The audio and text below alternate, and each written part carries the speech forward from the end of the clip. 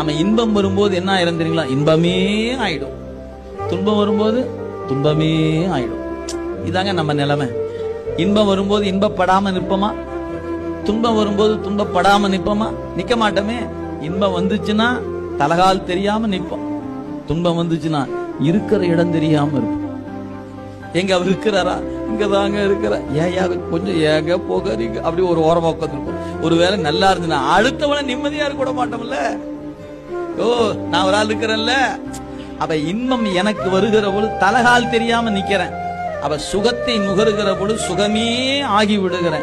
துக்கத்தை நுகர பொழுது துக்கமே ஆகிடும். உண்மையிலேயே சுகம் நான் அல்ல, துக்கம் நான் அல்ல. அது வினை. அதனால நீ ஆன சுக துக்கம் வினை.